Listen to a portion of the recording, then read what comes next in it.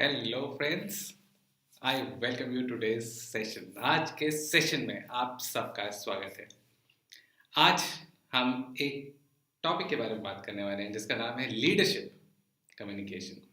अब leadership communication कहने को उसमें बहुत कुछ आ सकता है, बट आज हम कुछ स्पेसिफिक चीज़ें, कुछ स्पेसिफिक जो आपके लिए आज फायदेमंद रह सकती हैं, कुछ स्पेसिफिक चीज़ों के लिए आज हम बात करेंगे। और आज मेरा एंडेवर रहेगा कुछ ऐसी टॉपिक को कवर करना जो जो हम कुछ गलतियां करते हैं। So rather than talking about what one should be doing, I am going to talk about some aspects as to what we should not be doing, right? So talking about, just a minute.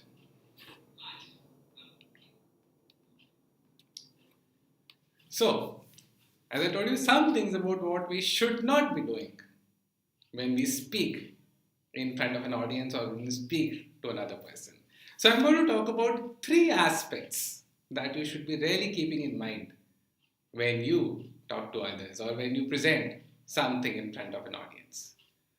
Right. So, the first aspect, we have most of us, most of you attending this session today would have either worked in organizations or maybe you just were planning to start working with some organizations.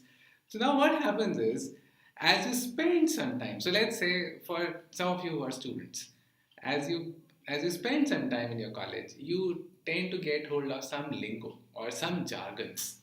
When I talk about lingo or jargons, there's some things, some words which are peculiar to your college or to your environment. जिस तरह आप किसी अगर organisation में काम करते हैं, किसी पर्टिकुलर इंडस्ट्री में काम करते हैं, तो वहाँ पर भी कुछ ऐसी टर्मिनोलॉजीज होती हैं जो आपकी ऑर्गेनाइजेशन स्पेसिफिक या आपकी इंडस्ट्री स्पेसिफिक होती हैं। तो इन टर्मिनोलॉजीज को आपके आसपास के सब लोग तो समझते हैं, पर अगर हम एक वाइडर ऑडियंस की बात करें तो वो इन जार्गन्स या इन एक्रोनिम्स को वो शायद नहीं समझते होंगे। मैं आपको अपने टाइम का एक बहुत सिंपल सा एग्जांपल देता हूँ। सो this dates back to 2007, about 14 years back, and I had just joined Bharti Airtel at that point in time. Now, Bharti Airtel was a great organization to be working with. It's still a great organization in the telecom space. So I still remember the first few days, and suddenly one fine day, I am in conversation with my senior manager, and he tells me that there's a message from SBM that we ought to be taking care of certain more aspects. Now, it was a group session, so obviously I really couldn't make any head and tail about what he spoke about. He just says there's a message from SBM, and there's certain more aspects that we need to be thinking about or considering about. तो जब meeting खत्म हुई, जब वो session खत्म हुआ, तो मैं अपने मैनेजर की जगह मैंने अपने कॉलीग से फिर जाकर पूछा कि जो बात कर रहे थे कि अब एसबीएम का कुछ मैसेज है, एसबीएम कौन है? तो उन्होंने कहा SBM is Sunil Bharti Mittal. Now, that's perfectly fine. Now, once I came to know about that acronym SBM, Sunil Bharti Mittal, who was the owner of Airtel. So everybody in Airtel possibly knew about who SBM is. But when you speak to an outside audience, if you happen to address an outside audience, many people may not be aware of who SBM really is. Yeah. So there are certain aspects like this in terms of we having been familiarized with certain acronyms, and we tend to use them pretty often in our daily lingo, but that may not cut across pretty well when you speak to an external audience. तो जब भी आप किसी एक बड़ी audience में बात कर रहे हैं तो आप हमेशा याद रखिए एक्रोनिम्स को नहीं यूज करना है, क्योंकि जरूरी नहीं कि सामने वाला भी उस एक्रोनिम को समझता है। आज के सेशन में अगर आपको बीच में कोई भी क्वेश्चन हो, वैसे तो आज मैं बात करने वाला हूँ 3 ऐसी चीज़ें जो आपको नहीं करनी चाहिए, बट आपको कोई भी अगर क्वेश्चन हो, please put your question in the chat box and I will definitely have a look at that question and answer to your query. So the first aspect is what we spoke about in terms of not using some of these jargons, which you may be very familiar with in your environment, but others around you may not be knowing about what you mean. Right? The first one. The second one, in terms of what you should not be doing.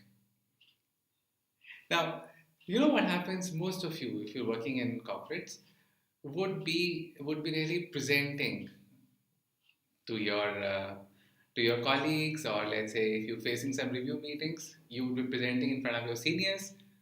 You use a lot of these presentations, and then you stand. मैं talking about your office scenario. एक समय था जब आप सब लोग office जाया करते थे. समय आएगा जब वापस से दोबारा से काफ़ी लोग ऑफिस जाया करेंगे. तो मैं एक फिजिकल प्रेजेंटेशन की बात कर रहा हूँ. जब आप एक ऑफिस में, एक बोर्ड रूम में एक फिजिकल प्रेजेंटेशन के लिए खड़े हैं, उस समय ज़्यादातर लोग अपनी प्रेजेंटेशन को उस समय देखकर, पढ़कर बात कर रहे होते हैं. And I have seen many people who actually read through their presentation when they are presenting in front of an audience.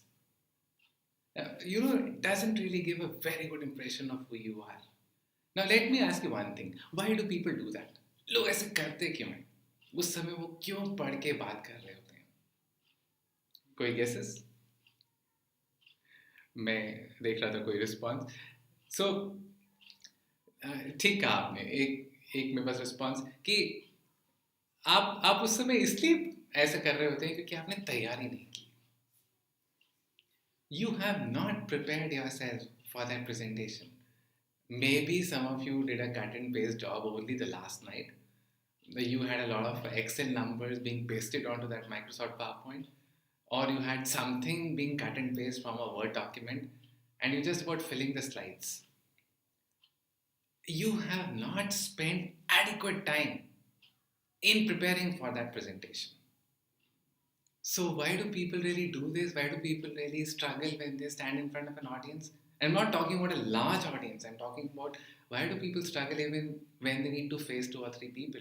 Is because they've not spent adequate time in preparing for that presentation. Whenever you come across a great presentation, it looks as if the person really cannot commit a mistake. The only difference being that the person has spent adequate time in preparing and rehearsing for that presentation. आप भी ऐसा कर सकते हैं. उसमें थोड़ा सा समय लगाना पड़ेगा. तो नेक्स्ट टाइम जब भी आपको इम्पोर्टेंट प्रेजेंटेशन के लिए जा रहे हैं, आपको पहले से प्रैक्टिस करनी है, पहले से रिहर्स करना है, और ये किया जा सकता है. इसमें एक और साथ साथ एक थ्रेड की मैं बात करूँगा. इसमें ज़्यादातर लोग जो मैंने आपको बताया वो कट एंड पेस्ट वाला काम कर रहे हैं, वो भी अवॉइड करना है. The slide is not meant for too many words. It's only meant to capture the audience's attention. So if you really use less of words and communicate through your speech the things that you really want to convey, is when the people will be focused more towards you. If you have too much of content on the slides, people will be busy in reading those slides rather than listening to what you're saying. तो अगर आप चाहते हैं लोग आपको सुने, ना कि आपकी सिर्फ स्लाइड पढ़ते रहें, तो आपको तैयारी खुद करनी है. स्लाइड्स पे कंटेंट कम और खुद ज़्यादा बात करनी है.